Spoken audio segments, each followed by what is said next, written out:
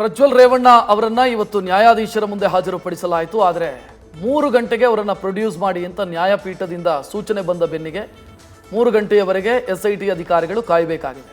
ಇದರ complete detail ನೋಡ್ತಾ ಹೋಗೋಣ. ಆದರೆ ಅದಕ್ಕಿಂತ ಮೊದಲು ಈ ಕ್ಷಣದ ಹೆಡ್ಲೈನ್ಸ್. ಬೋರಿಂಗ್ ಆಸ್ಪತ್ರೆಯಲ್ಲಿ ಪ್ರಜ್ವಲ್ ರೇವಣ್ಣಗೆ ಮೆಡಿಕಲ್ ಟೆಸ್ಟ್. ಜನಪ್ರತಿನಿಧಿಗಳ ಕೋರ್ಟ್ಗೆ ಹಾಜರುಪಡಿಸಲು ಕರೆದೊಯ್ದ ಮಹಿಳಾ ಅಧಿಕಾರಿಗಳ ತಂಡ ಮಧ್ಯಾಹ್ನ 3ಕ್ಕೆ ಕೋರ್ಟ್ ಮುಂದೆ ಹಾಜರುಪಡಿಸಲು ಸೂಚನೆ.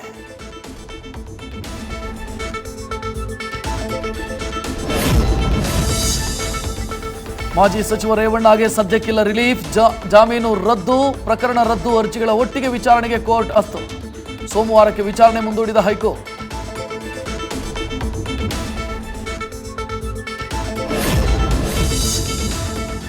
ಅಜ್ಞಾತ ಸ್ಥಳದಲ್ಲಿರೋ ಭವಾನಿ ರೇವಣ್ಣಗೆ ಡವಡವ. ಮಧ್ಯಾಹ್ನ 2:45ಕ್ಕೆ ನಿರೀಕ್ಷಣಾ ಬೇಲ್ನ ಭವಿಷ್ಯ ನಿರ್ಧಾರ.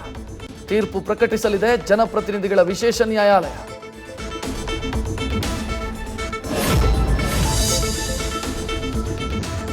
ಪ್ರಜ್ವಲ್ ಬಂಧನದ ಬಗ್ಗೆ ನಾನು ಯಾಕೆ ತಲೆ ಕೆಡಿಸಿಕೊಳ್ಳಿ, SIT ಇದೆ, ಅವರೇ ಎಲ್ಲವನ್ನ ನೋಡ್ಕೊಳ್ತಾರೆ, ಅದರ ಬಗ್ಗೆ ನಾನು ಮಾತನಾಡೋದಿಲ್ಲ ಅಂದ್ರು DCM.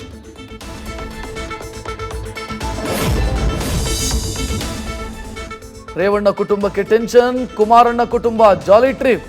ಮಾಜಿ ಮುಖ್ಯಮಂತ್ರಿ HDK ಕಾಲೆಳೆದು ಕಾಂಗ್ರೆಸ್ ಟ್ವೀಟ್. ಆರೋಪಿ ಮರಳುತ್ತಾ ಇದ್ದಂತೆ ಬ್ರದರ್ ಸ್ವಾಮಿಗಳಿಂದ ಟ್ರಿಪ್ ಅಂತ ವ್ಯಂಗ್ಯ.